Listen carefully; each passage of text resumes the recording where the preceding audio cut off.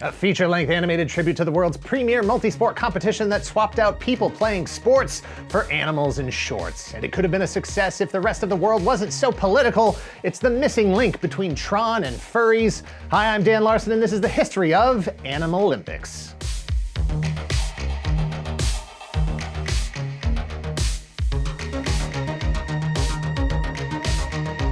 Animalympics is an animated film assembled from two separate television specials that were originally intended to air on NBC during the Olympics in 1980. Produced by Lisberger Studios, it features Billy Crystal, Gilda Radner, Harry Shearer, and a lot of outdated comedy. In all creatures great and small, there resides the spirit of athletic competition. From the heights of Mount Animalympus, the flame begins its journey through the four corners of the animal kingdom, bringing with it drama, joy, and sorrow, the thrill of victory, the agony of defeat. Farther, faster, furrier, the motto of the competing continents of these first games. The 5 rings of the paw print, symbol of world peace through animal athletics. In a world inhabited by anthropomorphized animals, you don't hold the Humanolympics, you hold the Animalympics, a celebration of sports and competition featuring the best animathletes from continents all over the world. North America, South America, Eurasia, Africa, Australia, and Asia, there's no nationalities when it comes to the animal kingdom, but there are television networks and no one covers sports like ZOO, the network that brings out the beast in sports.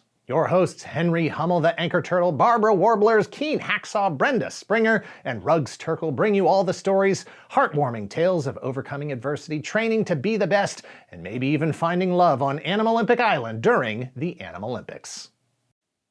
Thank you to 80stees.com for sponsoring this video. Click the link in the description below and use code TOYGALAXY to get 30% off your order today. I'm currently in my 6th decade on planet Earth. The 70s, the 80s, the 90s, the aughts, the teens, and now the 20s. And while a lot has changed, there's at least one thing that hasn't: my taste in clothing. It's t-shirts all the way back. Lucky for people like me, you know, people with torsos, 80stees.com is also t-shirts all the way back. T-shirts for any occasion you might need a t-shirt for, which, again, for me, is all occasions. Going to the movies, a concert, a ball game, a TED Talk, visiting family, getting groceries, walking the dog, dentist appointment, wedding, optometrist, colonoscopy. Find the shirt that's right for you. And while you're there shopping for yourself, maybe you find something for someone else too. Your mom, your dad, your veterinarian. They've got shirts for teachers, artists, writers, and all your favorite YouTube editors. You can buy the shirt that I'm wearing in the video you're about to watch, not the actual shirt, but one just like it. Click the link below and use code TOYGALAXY for 30% off your order today. Again, that's code TOYGALAXY for 30% off your order. And thanks again to 80stees.com. Steve Lisberger was born in April 1951 in New York City. He spent his youth in Pennsylvania before graduating from the School of the Museum of Fine Arts, Boston, and Tufts University in Massachusetts in 1974. During that time, he collaborated with fellow students, including Eric Ladd and his future wife Peggy, to create Cosmic Cartoon. The 8-minute animated short was the first production credited to Lisberger Studios and was nominated for a Student Academy Award in 1973. After graduating from Tufts, Lisberger and Ladd formed their own Boston-based animation studio and produced commercials and title sequences for things like Make-A-Wish and the PBS children's program Rebop. In 1974, they signed on as the directors in animation studio for a 90-minute ABC special about the life and times of Lucifer titled I Am the Devil. It was produced and co-written by Al Brodax, the same Al Brodax who produced the Beatles animated series in the 60s.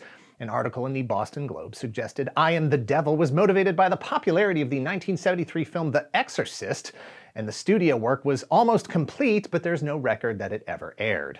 In 1976, Steve Lisberger saw the video game Pong for the first time and had an epiphany.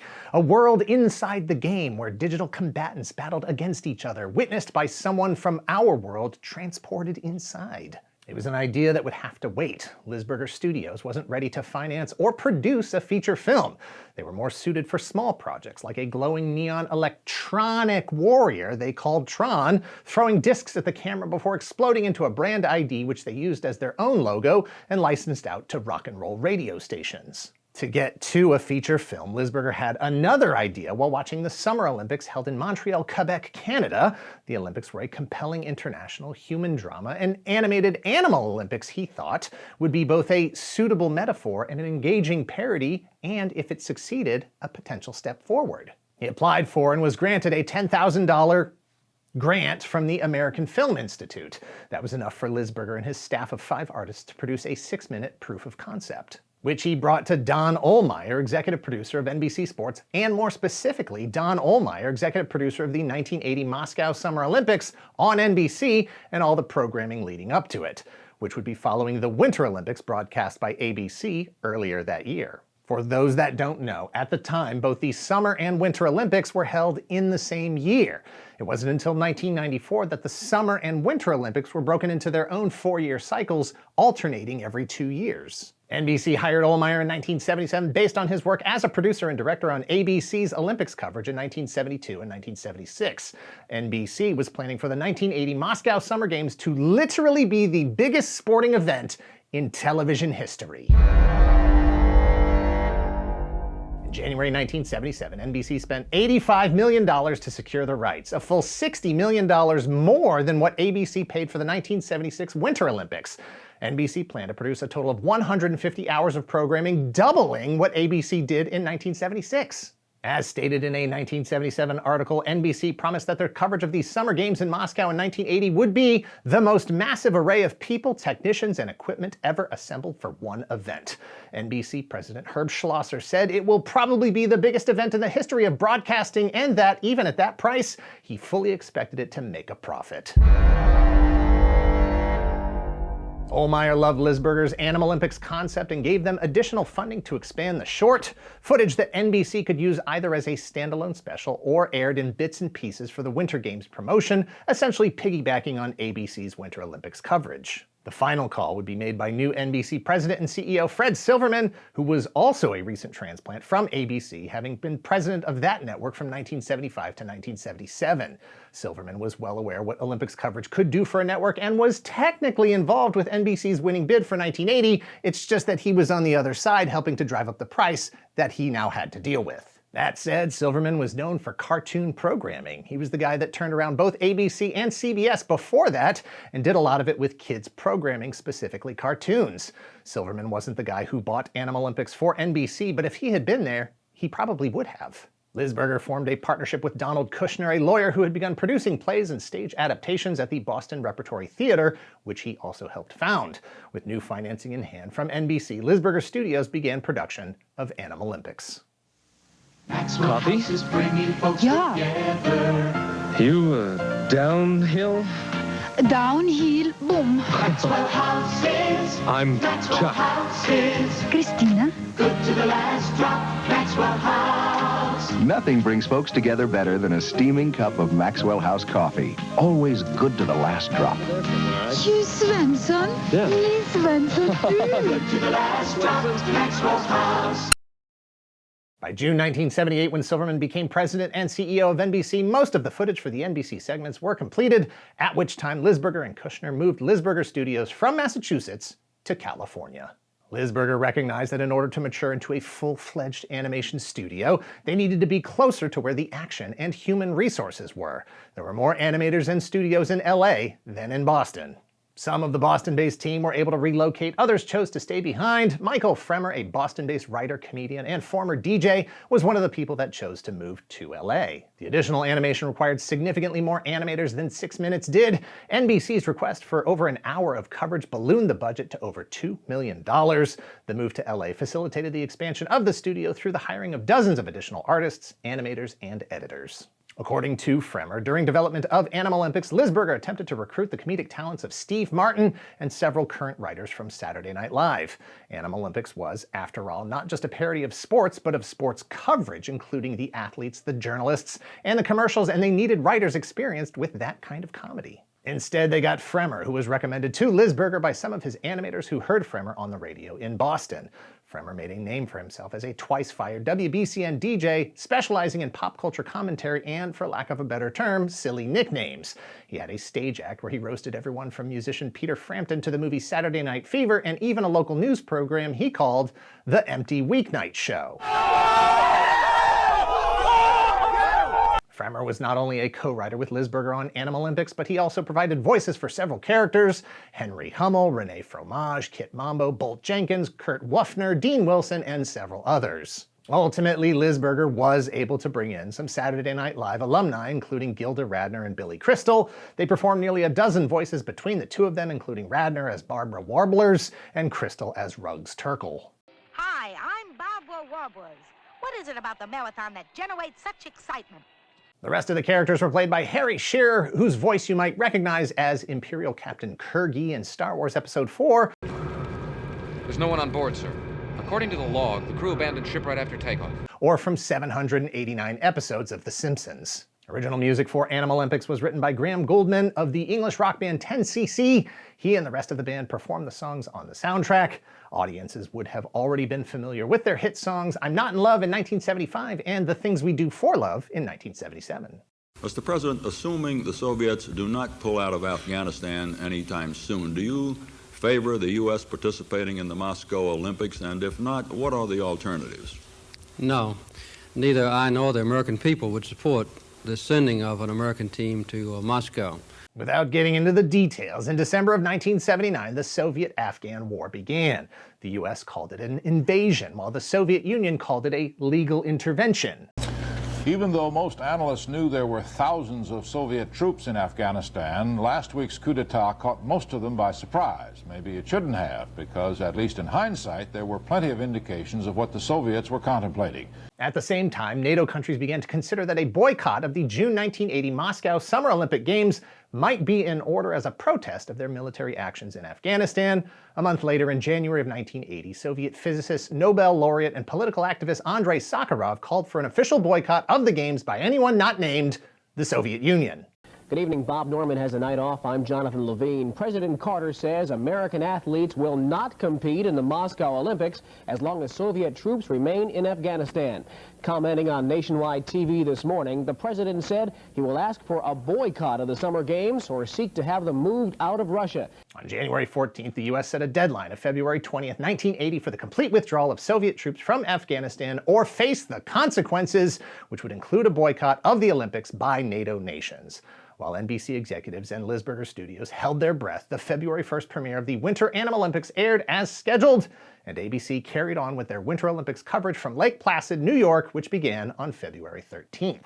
Coverage which included the Miracle on Ice, which saw the U.S. team stage an incredible come-from-behind upset victory against the heavily favored four-time gold medal defending Soviet Union hockey team on February 22nd.